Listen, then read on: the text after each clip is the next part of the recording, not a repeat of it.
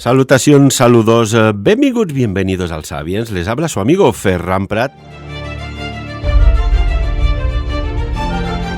¿Y si os digo que hay algo que se ha perdido en el tiempo? Bueno, a veces pienso que el propio tiempo en sí mismo se ha perdido. Los misterios, los enigmas, lo desconocido aquí en Sapiens. Y de voces autorizadas como el invitado que tenemos hoy, que es historiador Carlos Font. Carlos, bienvenido de nuevo y muchísimas gracias por estar con nosotros. ¿Cómo estás? Hola, Ferran, ¿qué tal? Muchas gracias. Pues un placer y encantado de volver a escucharte y compartir estos misterios, ¿no?, que envuelven el mundo. Y tanto que el misterio que hoy vamos a tratar no puede dejar indiferente a nuestros amigos y amigas, porque vamos a rescatar huellas del pasado en el presente o en el presente que ya vienen del pasado, porque así es un trabajo de investigación, pienso que es excepcional, una maravilla, que nos sitúa más o menos en la zona del Cáucaso, ¿verdad? Y va sobre huellas misteriosas. Exacto. Esto fue producto, como tú estabas diciendo en la introducción, de un viaje de exploración hace ya algunos años a un rincón muy, muy concreto del Cáucaso. El Cáucaso es una gran cordillera, un sistema montañoso, ¿no?, que separa Eurasia de todo lo que es ya el Oriente Medio. Y en esa parte, que puede parecer una frontera física imbatible, pues la verdad un conector cruzado, civilizaciones, culturas, etnias, de todo, y por supuesto animales. Y entonces en la República de Adigueya, porque Rusia es un país intimidante en todos los términos y en su geografía también, pues uno de los más de 60 sujetos federales que tiene Rusia, la República de Adigueya. Y en sus 7.000 kilómetros cuadrados de frondosos bosques y montañas, pues allí encontramos un centro etnológico tan curioso como misterioso, que es Belobodia. ¿Sí, Carlos? Sí, decía eso, que encontramos un centro etnológico, Belobodia, que es su nombre, y es un sitio, es una especie de museo en el que su propietario y patrocinador, Vladimir Melikov, pues ha ido recopilando una serie de objetos que le han ido trayendo y también otros que él ha ido buscando, pero de las más diversas naturalezas, porque allí encontramos desde espadas medievales, fósiles de trilobites, luego también tenía una colección de animales disecados de la fauna del Cáucaso, como de osos, jabalíes, lobos, y luego también tenía una especie de relicario nazi que realmente producía escalofríos, porque nuestro viaje en verdad fue motivado para buscar esos objetos nazis, producto de la invasión de 1942 del Cáucaso, la célebre Operación Azul, en la cual los ejércitos de Hitler ocuparon el Cáucaso para explotar los recursos económicos con los que mantener la guerra. Esto desembocaría a lo largo de los meses en la célebre batalla de Stalingrado. Pues bien, había allí esa serie de objetos, producto de las tropas de montaña alemanas que estuvieron allí. También había una serie de objetos procedentes de la sociedad Ahnenerbe, que tanto ha dado que hablar en los últimos años. Que era, Carlos, si no recuerdo mal, era, podríamos decir, la unidad científico-militar de Adolf Hitler, de los alemanes de aquellos tiempos. Exactamente, era, textualmente, la Ahnenerbe significaba Sociedad de Investigación y Enseñanza sobre la Herencia Ancestral Alemana. Es decir, era un grupo fundado por los iluminados nazis, con los cuales ellos querían recopilar pruebas arqueológicas alrededor del mundo para explicar los orígenes de la pretendida raza aria, ¿no? Es muy famosa, como tú sabes, Ferran, la expedición al Tíbet, está muy documentada, pero sin embargo no es tan conocida la expedición que llevaron al Cáucaso, porque junto con las tropas alemanas de combate, pues también iban miembros de la Ahnenerbe. Y bien, allí en Belobodia pues encontramos varios objetos procedentes de esta sociedad secreta alemana. Encontramos arcones de madera, pitilleras, objetos personales de los soldados, mapas de la región, con un nivel de precisión realmente sorprendente de lo que era la República de Adigueya. En fin, un testimonio directo de las incursiones de las tropas alemanas, pero también de este grupo de investigación secreto. Y dentro de todo este complejo de Belogovia, porque ya con estos objetos ya el significado tiene bastante potencia. Si nos quedáramos solo con esta parte, la verdad que el viaje estaba más que justificado.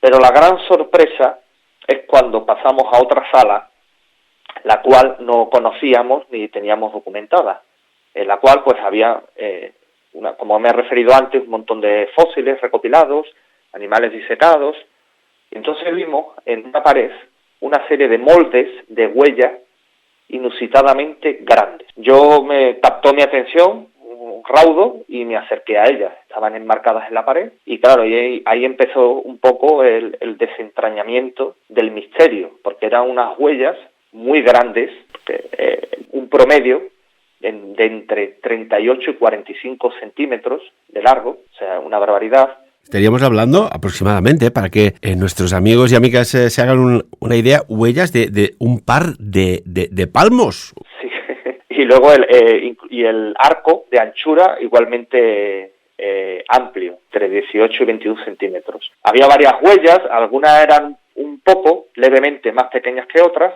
pero bueno, en términos generales eran huellas excepcionalmente grandes y voluminosas.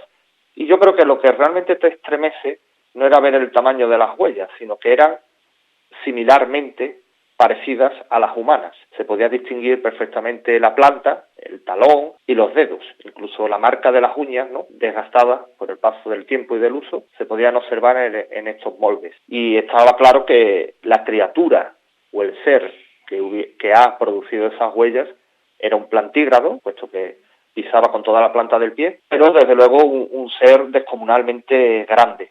Hay antiguas leyendas, e incluso de tiempos remotos, de la antigua Sumeria, que hablan de seres, no sé si decir humanos o no, de seres de dimensiones, descomunales, ¿no? Ciclópeas, podríamos decir. ¿Esto te cuadra un poco con estas huellas? Me cuadra, Ferran, porque en ese momento, yo le hice preguntas a Vladimir Melikov, tamaño, dónde encontró las huellas, porque las fue encontrando en distintos años, ¿no? Pero siempre allí en ese territorio, las montañas de Adigueya, en el Cáucaso ruso. Luego yo le hacía una especie de test, que se suele hacer en investigación, que es presentar láminas de animales conocidos y luego le intercalas el dibujo o el prototipo de un yeti, homínido, o pies grandes, como lo queramos denominar. Y él, por ejemplo, las huellas las descartaba.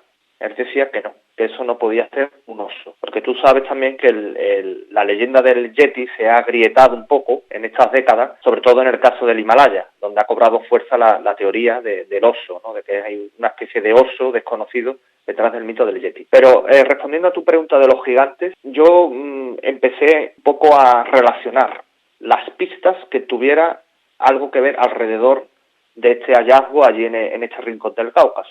Por ejemplo, en Abjasia, que es un territorio muy cercano a donde nosotros estuvimos investigando, también hay un valle, el valle de Kodori, donde se han encontrado huesos humanos de pierna increíblemente grandes.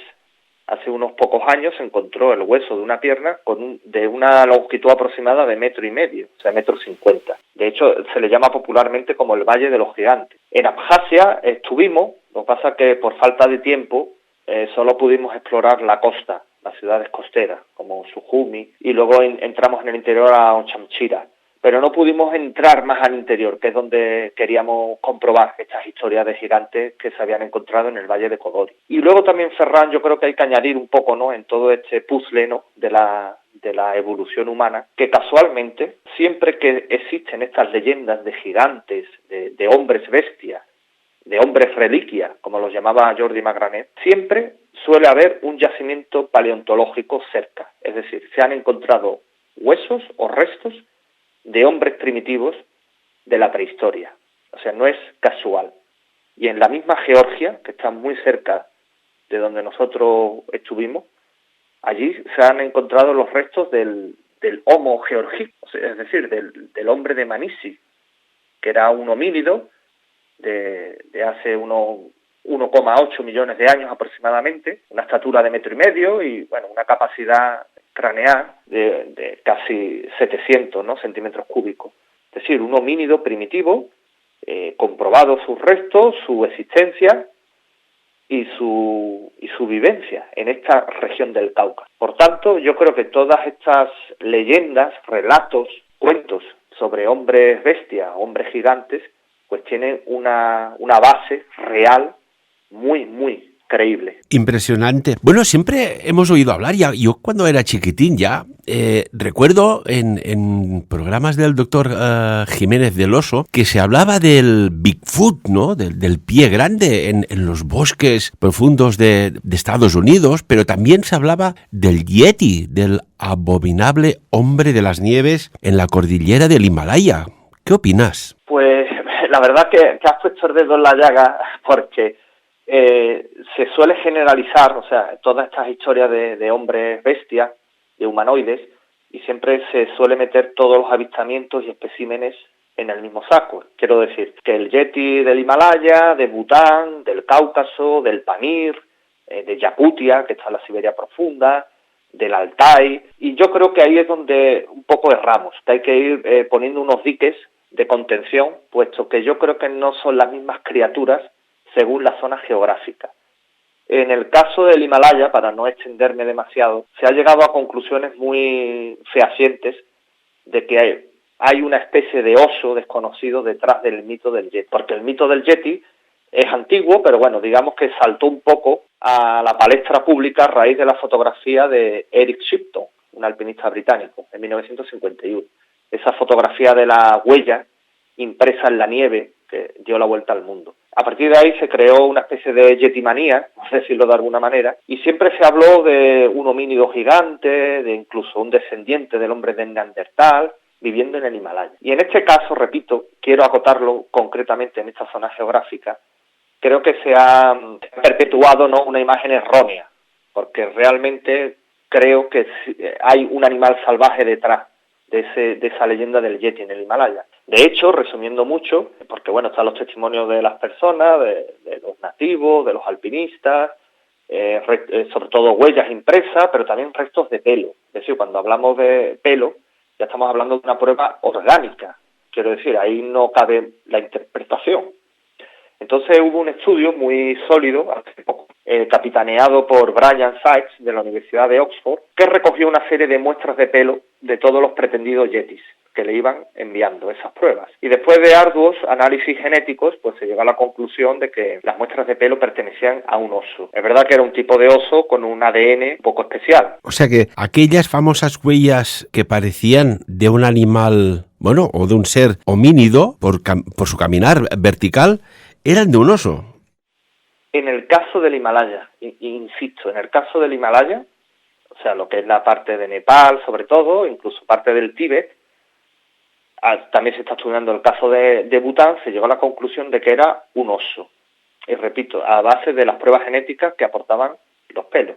Eso para mí no le quita misterio. Por supuesto, para mí también es muy atractivo que haya una especie de oso desconocido, un oso de las nieves, por allí vagando, ¿no?, por esas soledades.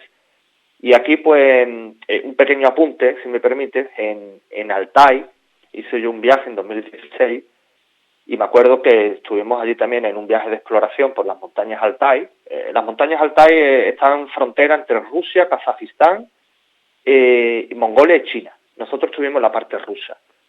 Y tuvimos un guía que era un cazador de allí, un hombre veterano, Vitali, y me acuerdo que yo le hice el mismo cuestionario, que si de los animales conocidos de la región, y todo me lo sabía identificar.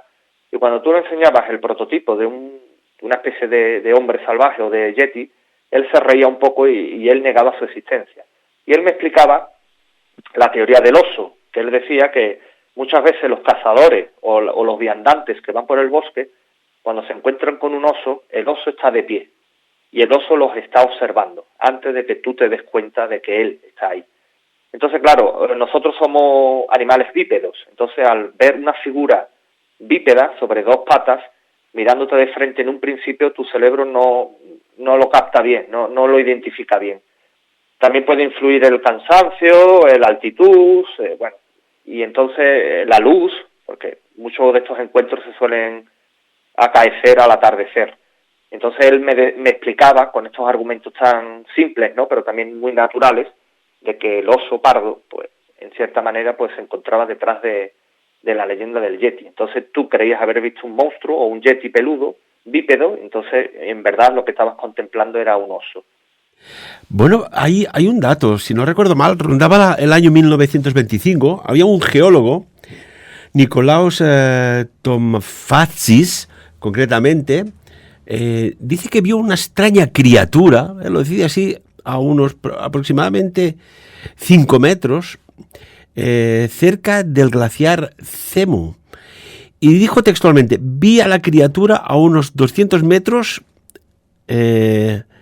durante un minuto. O sea que estaba a unos 5 metros de un glaciar y estaba a su distancia a unos 200 metros y lo pudo observarlo durante un minuto. Y lo describió como un ser humanoide, erguido, bípedo y que portaba unos árboles. Caray, el misterio se sigue sumando al misterio, Carlos. Exactamente, es que es eso. Pero, por ejemplo, en el caso del Cáucaso, por volver a recentrarnos en el mapa, ahí, por ejemplo, la teoría del oso flaquea. Es decir, ahí no nos sirve para explicar estas huellas gigantes encontradas. De hecho, los rusos, ante los soviéticos, hicieron denodados esfuerzos por investigar y darle una solución al tema del hombre de las nieves, que es como ellos lo llaman.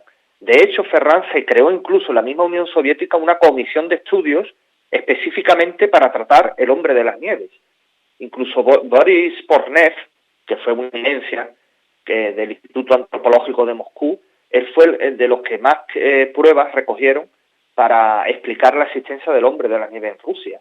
Y él, por ejemplo, sí mantenía esa teoría. Él sí pensaba y afirmaba que el hombre de Neandertal, en cierta manera, había sobrevivido. Es decir, no se había extinguido en una fecha tan antigua como creemos. Y que, de alguna manera, como sombras, nos había seguido en el camino de la evolución durante toda nuestra historia. Es decir, como seres tímidos y discretos, habían estado ahí apostados detrás de los árboles y habían visto a lo que habíamos llegado nosotros con nuestra evolución.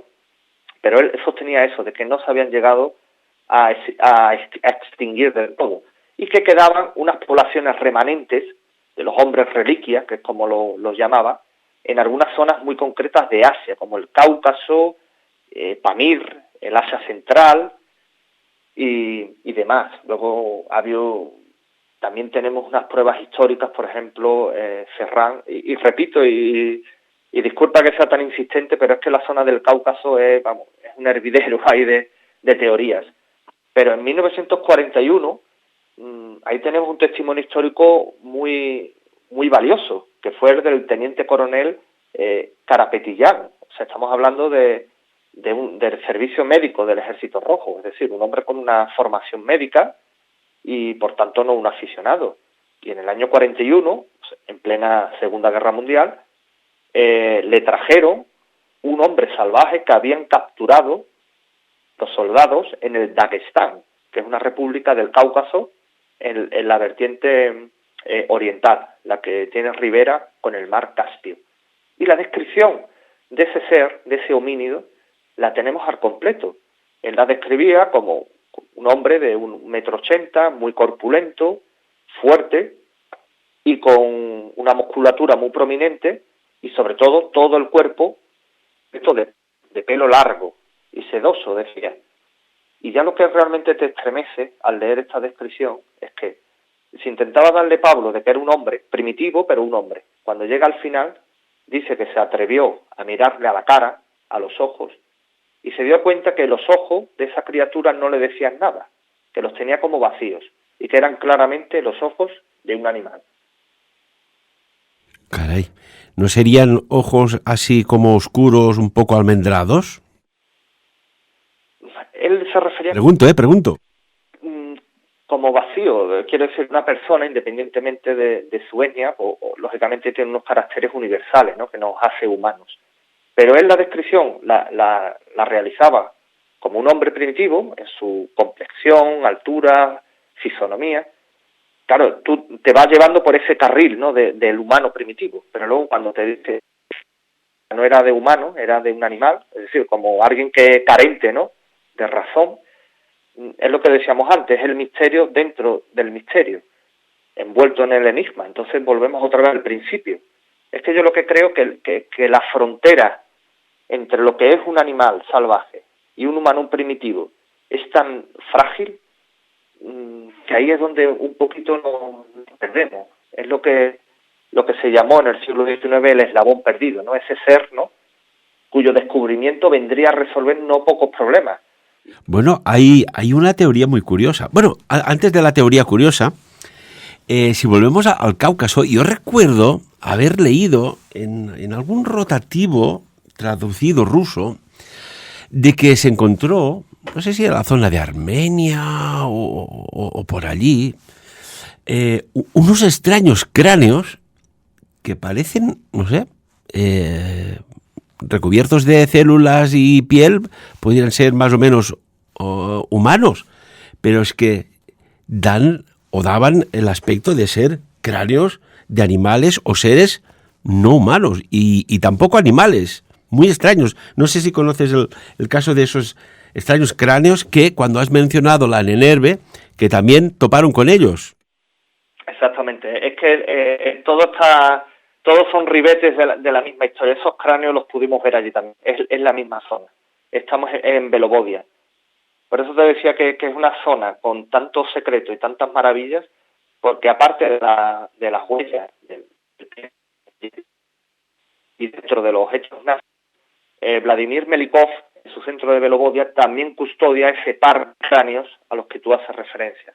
Y nosotros tuvimos el enorme privilegio y casi el honor de poder investigarlos, tomarles medidas, fotografiarlos e incluso tocarlos. Y ciertamente eran sí, dos cráneos muy raros, muy extraños, porque tienen una fisonomía más que humana, humanoide, ¿no? Porque tienen unas cuencas oculares muy grandes, desorbitadas, luego la forma de la boca realmente extraña, luego tiene como una especie de protuberancia o de cuernos hacia atrás. Yo sé que esto puede sonar un poco excéntrico, ¿no?, casi rimbombante, pero fue lo que vimos, y eran dos cráneos. Y eso, y Melikov nos lo enseñó con toda la naturalidad del mundo. Luego, eso también es muy chocante, Ferran, porque allí en Rusia, por ejemplo, lo que nosotros aquí tachamos de misterio y enigma, ellos lo ven con una naturalidad que quizás nosotros ya hemos perdido. Entonces yo recuerdo cuando entramos en la sala y me enseñó esos dos cráneos, yo iba acompañado por una amiga arqueóloga, por Esther Núñez. ¿Y qué dijo? Y la primera palabra que nos espetó fue Anunnaki. Ahí va. Así que... ¿Eso dijo ella, la arqueóloga? No, eso no lo dijo él, no lo dijo Vladimir Melikov. Bueno, y por aquí es que la zona del Cáucaso bien se merece un programa en intensidad, porque también hay extrañas zonas con una elevada radioactividad natural, sobre todo en la región de un desfiladero, un congost, de un cañón exactamente, que es Kishinsky, ¿no? Dices, vete tú a saber qué ha podido suceder allí. ¿Y a qué nivel? Nos quedan 2 minutos para ir concluyendo. Profesor, arqueólogo, historiador, Carlos, cuéntanos, ¿qué te merece, según tu opinión, sobre estos hallazgos, estas huellas y estos cráneos? Pues es indudable de que el Cáucaso es un cofre cuyos secretos y misterios están dentro todavía, porque esto que hemos estado relatando es una pequeña parte de lo que nosotros encontramos. Cuando en un futuro cercano tengamos el tiempo suficiente y los medios y podamos seguir reanudando las exploraciones, seguramente encontraremos más sorpresas, porque fue una experiencia realmente interesante, enigmática, muy atractiva, pero también inquietante, porque nosotros fuimos con una mochila de preguntas hacia allí, y desde luego nos traímos la mochila con el doble de preguntas, porque son cuestiones que entroncan con el pasado humano más remoto, la prehistoria, que es lo que hemos estado comentando, con las huellas del Yeti, la hominización, el hombre de Manisi, luego la historia de Sana, que no nos ha dado tiempo a contarla, pero si quieres otro día la contamos, la mujer bestia de Abjasia, y luego ya lo de los objetos nazis de 1942, y estos dos extraños cráneos. Y es que hay una cosa, hubo un tiempo que todas estas cosas no eran de interés. Los nazis y la Nenerve y la sociedad secreta Thule y Vril y todos estos se apresuraron a buscar reliquias por todo el planeta prácticamente. La pregunta que te voy a hacer para finalizar en este minuto que nos queda, Carlos, ¿por qué aún no se ha encontrado el eslabón perdido de dónde venimos y lo que somos? ¿Cuál es tu opinión? Mi opinión es que existe, que eso no quiere decir que a día de hoy, en la actualidad, sobreviva. Es muy diferente.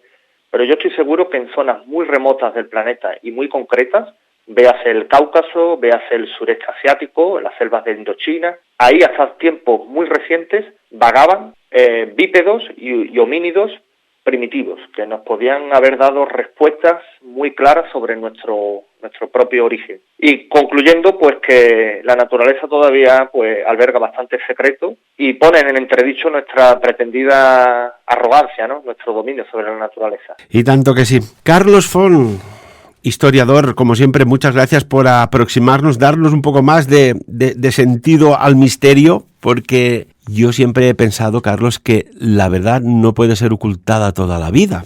Y poco a poco van saliendo muchas cosas, gracias a investigaciones como la tuya. Muchísimas gracias, amigo mío. No, gracias a ti, de verdad. Un placer siempre y la verdad que uno navega un poco hablando de estas cosas con personas como tú. Y que el tiempo vuela. Un día tendré que coger a todos vosotros y hacer un programa de qué está pasando con el tiempo, que marcha tan rápido. ¿O no? Carlos, repito, muchísimas gracias. Y amigos y amigas, como siempre, de lo dicho aquí en Sapiens, por encima de todo, que cada uno saque sus propias conclusiones.